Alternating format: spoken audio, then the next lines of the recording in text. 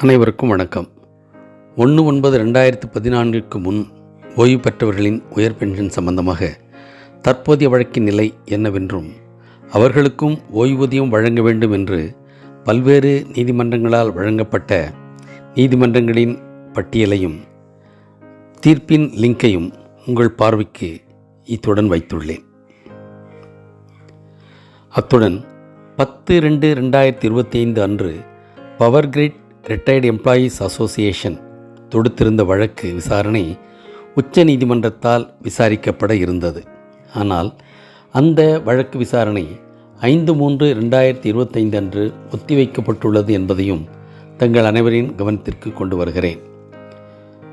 5/3/2025 அன்று வழக்கு விசாரணையின் தீர்ப்பு நமக்கு சாதகமாக வர ஆண்டவனை பிரார்த்திப்போம். அதோடு நான் கடந்த 10-12 நாட்களுக்கு முன்பு ஒரு ஆடியோ வெளியிட்டிருந்தேன். அதில் பிஎஃப் அலுவலகத்தில் நம்முடைய விண்ணப்பம் எந்த நிலையில் உள்ளது, அதாவது bending with regional EPFO office என்று உள்ளதா அல்லது ரிஜெக்டட் என்று உள்ளதா என்று அறிய ஒரு லிங்க் அனுப்பி அதன் மூலம் தெரிந்து கொள்ளலாம் என்று கூறியிருந்தேன். அதற்கு காரணம் என்னவென்றால், நமக்கு பென்ஷன் வரும்போது நமக்கு ஏன் வரவில்லை, நாம் நம் அலுவலகத்தில் மூலம் அனுப்பிய விண்ணப்பம் என்னவாயிற்று என்று தெரிந்து கொள்வதற்காகத்தான். இருந்தபோதிலும் நான் கூறிய வழிமுறைகளின்படி எத்தனை நண்பர்கள் பார்த்திருப்பீர்கள் என்று தெரியவில்லை. இந்த நிலையில் நான் கூறியிருந்த வழிமுறைகள் பாதியில் நின்றுவிடக்கூடாது என்பதற்காகத்தான் இந்த பதிவினை வெளியிடுகிறேன்.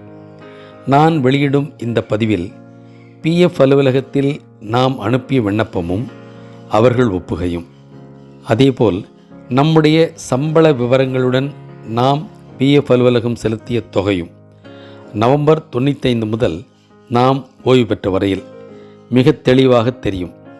இந்த விவரங்கள் அனைத்தும் பிஎஃப் அலுவலகத்திற்கு நம் அலுவலகத்தால் ஜாயிண்ட் ஆப்ஷன் கொடுக்கும்போது கொடுத்த விவரங்கள். எனவே இது நமக்கு தெரிய வாய்ப்பில்லை. ஏனென்றால் நேரடியாக பிஎஃப் அலுவலகம் அனுப்பியிருப்பார்கள் நமது அலுவலகம். எனவே இந்த விவரங்களை டவுன்லோட் செய்தும் கொள்ளலாம், பிரிண்ட் எடுத்தும் கொள்ளலாம்.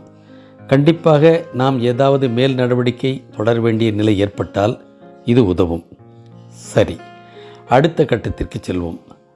நான் ஏற்கனவே கொடுத்திருந்த லிங்கை இன்னொரு முறை திரையில் தெரியும்படி செய்துள்ளேன், பார்த்து கொள்ளவும். அதோடு சென்ற முறை அனுப்பியிருந்த அல்லது பேசியிருந்த ஆடியோவை பார்த்தாலும் இது தெரியும்.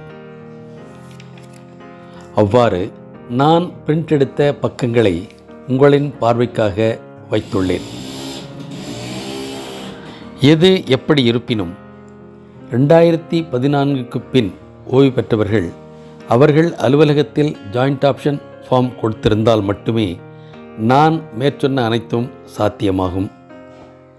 இந்த விவரங்கள் எதுவும் தராமல், அவர்கள் பணிபுரிந்த அலுவலகத்தில் ஜாயிண்ட் ஆப்ஷனும் தராமல் 2014 செப்டம்பருக்கு பின்னர் ஓய்வு பெற்றிருந்து விட்டு எனக்கு பென்ஷன் என்ன ஆனதோ வருமோ வராதோ என்று கவலைப்பட்டு கொண்டிருந்தால் ஒன்றுமே நடக்காது. உங்களின் முயற்சியும் கண்டிப்பாக தேவை. நண்பர்களே, நான் மேற்கூறிய வழிமுறைகள் எதுவும் உங்களுக்கு புரியவில்லை அல்லது அதை செய்வதற்கு வாய்ப்பே இல்லை என்று நினைப்பவர்கள் டிஸ்கிரிப்ஷனில் தெரியும் லிங்கை ஏதாவது ஒரு கம்ப்யூட்டர் சென்டரில் கொடுத்தும் பிரிண்ட் அவுட் எடுத்துக்கொள்ளலாம். அப்போது கம்ப்யூட்டர் சென்டரில் சொல்ல வேண்டியது என்னவென்றால், 6வது காலத்தில் தெரியும் பச்சை நிற அம்புக்குறியையும் 11வது காலத்தில் தெரியும் பச்சை நிற அம்புக்குறியையும் அழுத்தி விவரங்கள் டவுன்லோட் செய்து பிரிண்ட் அவுட் எடுக்க வேண்டும் என்று கூறுங்கள். இதெல்லாம் தேவையா என்று எண்ண வேண்டாம். ஏனென்றால் இந்த லிங்கை இபிஎஃப்ஓ ஆஃபீஸ் நிறுத்திவிட்டால் நம்மால் அந்த விவரங்களை பார்க்கவும் முடியாது, பிரிண்ட் அவுட் எடுக்கவும் முடியாது. அதற்காகத்தான். சரி, நீங்கள் கம்ப்யூட்டர் சென்டர் செல்லும்போது UAN number, BPO number, acknowledgement number இதில் ஏதேனும் ஒன்று இருக்க வேண்டும். மற்றும் ஜாயிண்ட் ஆப்ஷன் கொடுக்கும்போது கொடுத்திருந்த மொபைல் ஃபோனையும் கையோடு எடுத்து செல்லுங்கள். அந்த எண்ணுக்குத்தான் ஓடிபி வரும். பணம் எவ்வளவு கேட்பார்கள் என்று எனக்கு தெரியவில்லை, விசாரித்து கொள்ளவும். ஒரு சிலர் இதெல்லாம் எதற்கு, வரும்போது வரட்டும், பார்த்து கொள்ளலாம், என்னப்பா ஒவ்வொருத்தரும் ஒவ்வொரு விதமாக சொல்கிறான் என்ற கோபம் கொள்பவர்களும் இருப்பார்கள். அதையெல்லாம் கடந்து நாமெல்லாம் மனிதர்கள், நம் தொடர்புடைய ஒரு தகவலை தெரிந்து கொள்வதில் எப்போதும் ஆர்வம் கொள்பவர்கள் என்ற ஒரு காரணத்தினால் மட்டும் இது போன்ற பதிவுகள் வருகின்றன என்பதையும் இங்கு சொல்லிக்கொள்ள ஆசைப்படுகிறேன். அடுத்து 17/1/2025 சென்ட்ரல் பிஎஃப் கமிஷனர் எழுதிய கடிதத்திற்கு என்ன மாதிரியான நடவடிக்கைகள் எடுக்கிறார்கள் என்பதை பொறுத்திருந்து பார்ப்போம். அடுத்த பதிவில் சந்திப்போம். நன்றி, வணக்கம்.